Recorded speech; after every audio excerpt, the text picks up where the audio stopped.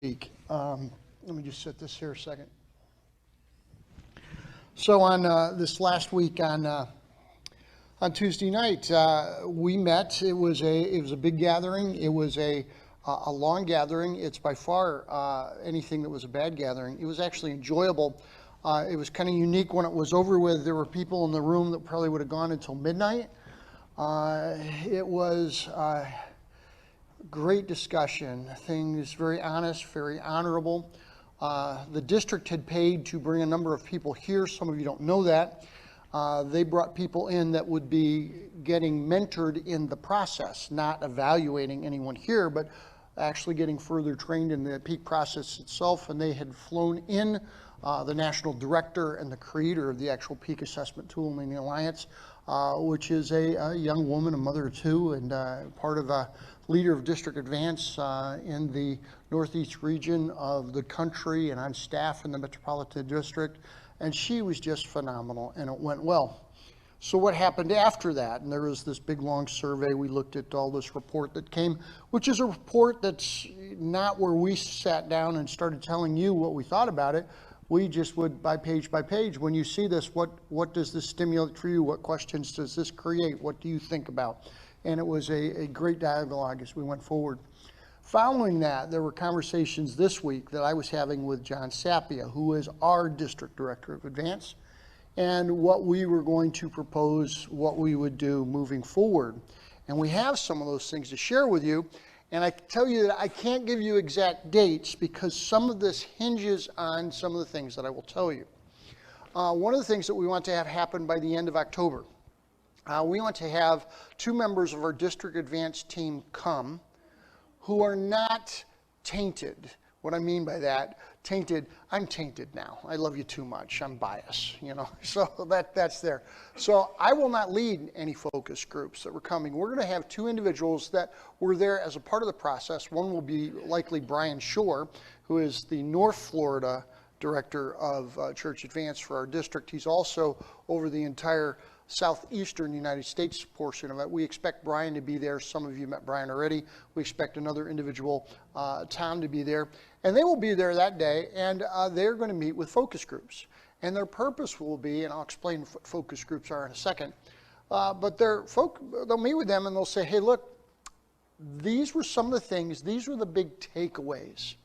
These were the impressions that we walked away from that meeting with leadership. Talk to us about that. Do you feel that they were on the right track? We want to hear, because once again, a big part of the first avenue of this is a listening process and a joint process. And so there'll be an opportunity to be involved in these focus groups. Now, the elders are assigned to determine the makeup of the focus groups. What does that mean? Well, I want you to be clear so you understand what a focus group is not. A focus group is not a group that wants to come to complain about why does the pastor shave his head. Okay, it doesn't relate to an issue, but the focus groups, we're going to encourage things like maybe there's a focus group of people who have been in the church more than 20 years. And that group of people are sitting and we're hearing from them. And then there's a focus group of maybe people who have been in the church less than 20 years. Or there might be a focus group created by them that's everyone who's a teacher or a discipler in, they will do it. They will declare these groups. Now, some of the things that we are asking you to do, we're just going to tell you this, you can't attend more than one focus group. We don't want the same person to show up at 3 groups, because that could happen. There could be someone who's in the church, say they do the under 20 thing, and they did a teacher. You've got people who are in the church less than 20 years who are also teachers. We don't want them to go to both. We're going to challenge them to pick one, because we want to hear from a lot of people in these that are going on. And we're going to challenge you, don't come as a married couple. If you're both coming, and we'd like to hear from both of you, pick different ones. Why? Because just sometimes, just maybe, it could happen that, you're like my wife, such a dominant presence, she dwarfs me. I don't understand why you're laughing. We would want to have this opportunity to hear well.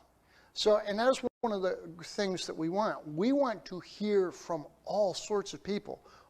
We've heard from the leadership team as they have looked at how over 50% of the people who are currently calling this place their church responded in the surveys and said, this is what it's like, this is what my experience is like.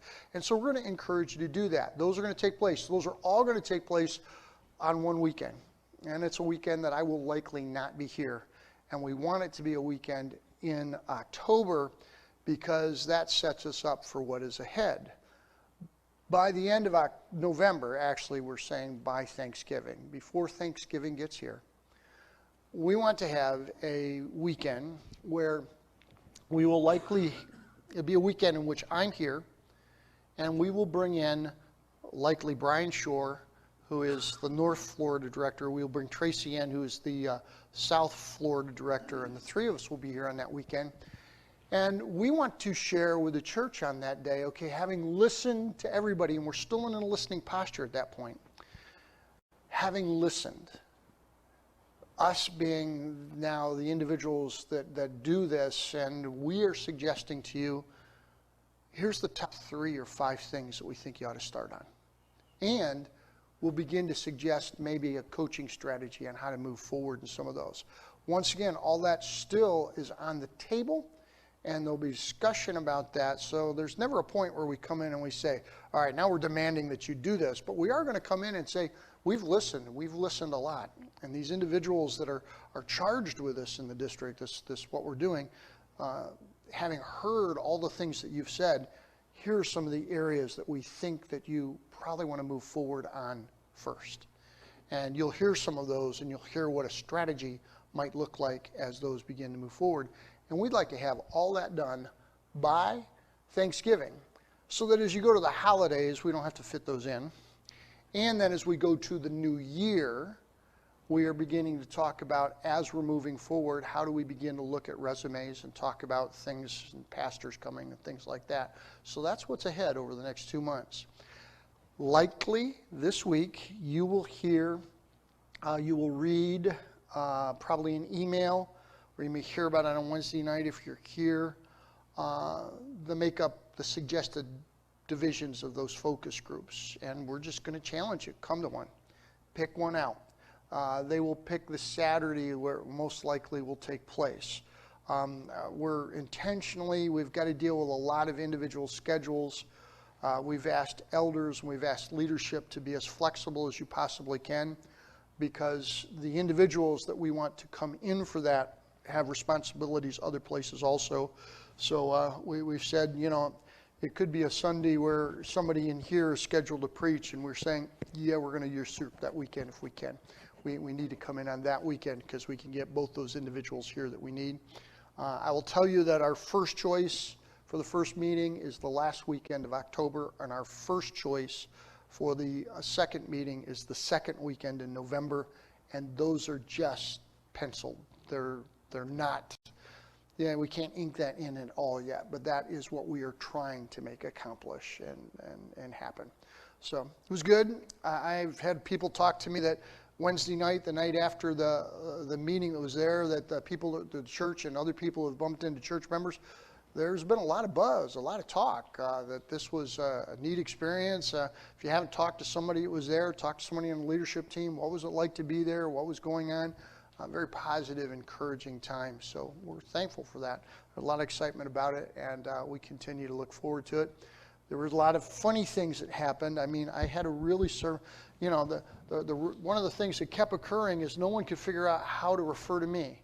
So, the statement was, well, he's the pastor. Well, he's not really the pastor. Well, he's sort of like the pastor. And there would be these things that would go on there like that. And we said, yep, that's true. All those things are true. But I heard wonderful things also shared as you talked about what God is doing in you and through you.